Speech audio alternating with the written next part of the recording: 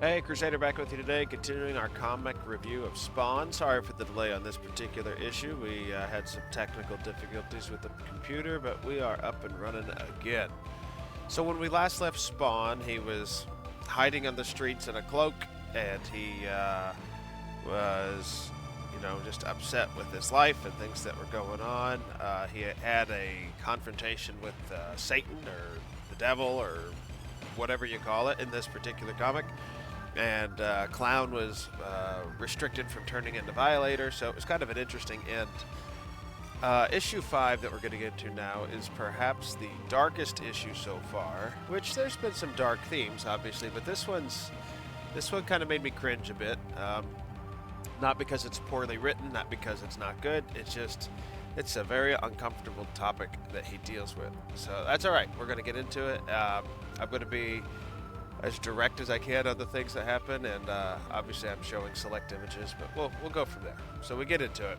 And so this is the second page. What happens is there's a man named Billy Kincaid, this big guy here, who's being released from prison, and he's being reminded he can't have contact with the dead girl's parents. So basically the psychiatrists within the jail have said he's good to go.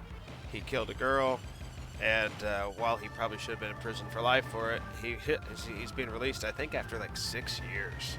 So it hasn't been very long at all. How you get out of prison for that, I have no idea. And the psychiatrist makes an interesting statement that this thing happened pretty quick. Like he's like,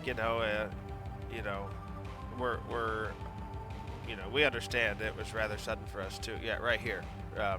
I must admit that this was all rather sudden for me too. So anyway, they're telling him what's going on. Now these are the two detectives who've been watching what's going on, and he's not very happy about it. He could tell that they only nailed him for one murder, though he was suspected to be involved in like over 20 other disappearances of kids, and so he's pretty mad about it, that he's getting let go from prison. And understandably, you work hard to work your case, you get this criminal behind bars, and then they release him after just a few years. What a slap in the face, especially for the family of the lost loved one. So it's just a tough situation. And anyway, so they're freaking out. So you kind of see, these different things, but you can kind of see what was going on. He's remembering what was going on. He was driving an ice cream truck. Kids do love their sweets, and he says he has all their names, though he didn't get them all. They sing the song, and then you can see he's putting them in the freezer. And he's got a smile on his face. He's pretty happy remembering those moments. And so it's just a really tough thing, and the detective gets really upset about it, understandably. And one of the things he says, which I thought was really insightful, is, he followed the law. What mattered most was the law, to uphold and protect and serve at all costs. And he never wavered, even to the point of feeling strangled by his own moral convictions. So here, the detective, as upset as he is, he's not going to break the law. He wants to do what's right, so when they get a guy arrested, they do it the right way. So I can appreciate that. As soon as Billy Kincaid gets out, what happens? Well, he drives his ice cream truck 2 days later, it says. Somebody comes up and very excited about it. Pretty dress, so pretty, you get a free popsicle. Go inside the truck and pick your favorite. Oh, what a sneaky thing to do. And then he says he loves finger painting, and now he's cut off all her fingers. So it's brutal. I'm not going to stick there very long. That's hard to do. Anyway, so he's right back to his old antics. He dresses up in like her hair. I don't know if he scalped her or what. It's gross. Anyway, there's sick people in the world, so it's what it is. This is before Criminal Minds was ever written, by the way, and produced. So this next scene is rather interesting here. So what's going on is there's these homeless guys in the alley that Spawn hangs out with, and right before this scene takes place, a police car comes barreling through, lights on, and there's a robbery in progress, and they said someone's got to run these losers out of town, and in the process, they run over Joey here, and he's dead. He was sleeping under some cardboard boxes, which his buddies told him not to do, and he's gone.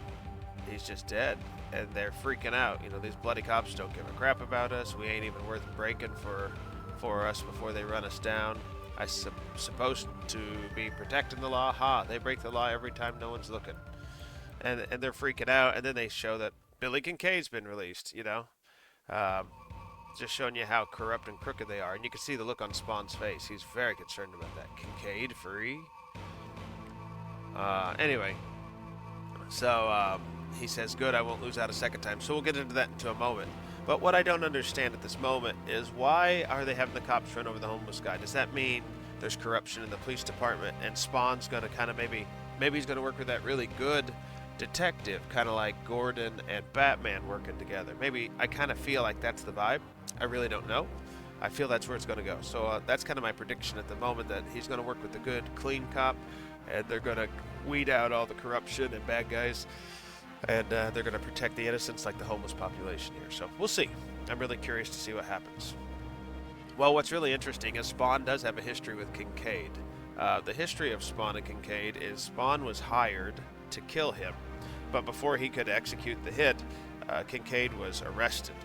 And anyway, they never did get a final body count of all it says that he had killed, but they could only tag him for one officially.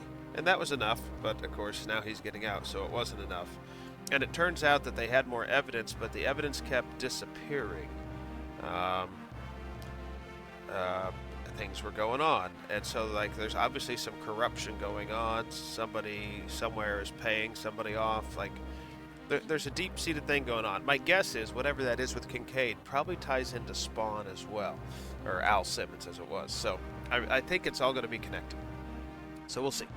Anyway, so Spawn's taken off. So it begins. A new purpose has been given to the helter-skelter life of the Spawn. The Spawn. Notice it doesn't just say Spawn this time. It says the Spawn. This former mercenary has a blemish on his record. He means to clean that up. Is this a decision born of logic? A dead man's affairs being put in order? No. This is the rationale of a hired gun who's back from the grave. With all that's wrong in his life, the only way to take his mind off things is work. For an ex-government assassin, that means danger, fear, and death. His adrenaline is already pumping. So he's excited to get out there and correct a wrong. So, as I said, the two detectives, they're very clean-cut in terms of doing things by the law. But one of them suggests, well, maybe we could do something right on the edge. Like, why don't we just go have a stakeout and sit around somewhere for a while, keep an eye on the guy. And so they decide to do that. They sit at a distance and they're watching. And as they're watching, they notice a cape near the door. And they're concerned that this assassin who was ripping the hearts out of all the mob bosses is now working with Kincaid, and so they're freaking out about that. In the process, Kincaid gets upset because he's sitting home alone at night with nothing to do. I hate nights. No sun, no kids, no fun. I'll go out tomorrow and play, but I need to find some excitement tonight, he says. So he's really bored. Let me think. And he's trying to come up with something fun to do. But then Spawn looks in, sees the dress of the girl there. He sees that he's at it again. And he said it doesn't matter who he takes. He doesn't care whose kid it is. It could be anyone's. And notice he pictures his wife's daughter. And the next page he said, even Wanda's. So he's personalizing this moment. And so Kincaid thinks he hears somebody. He does hear a tapping on the window, and he comes with a knife ready to fight, thinking, oh, someone wants to fight me, they're in trouble. But then Spawn comes in, and you can see he's freaking out. Ice cream? Ice cream? Ice cream? Like, he's like, uh-oh, this is not good. Well, the detectives, like I said, saw the cape. They come barging in, and he's missing. And so they go back to police headquarters later. They're concerned about it. They said the boss is going to be ticked at him. Like, it's going to be a rough situation. And then they come in to the office to find this. Kincaid's chained up. He's stabbed with a lot of popsicle sticks, an ice cream scoop, that in the mouth, popsicle in the mouth, and it says, boys screaming, girls scream, so I made him scream and scream and scream. So Spawn did his job as far as he was concerned and brought about justice. I'm not here to argue whether it's justice or not. I'm just telling you that's what happened in the comic. So issue 5 was very dark. I don't appreciate any type of violence against children and stuff. Like, it's a hard thing to read as a father. So, but I understand it's a comic. I'm not mad at Todd McFarlane for writing it. It's just an uncomfortable topic for me. So we're going to be getting into the next issue then after this one, and we'll see what happens next. Actually, I think this is the cover issue for 7, not 6. I think I put the wrong one on here, so I apologize for that. But we're going to get into issue 6 next time around, and we'll see what happens. Until next time, it's been Crusader, and I am out.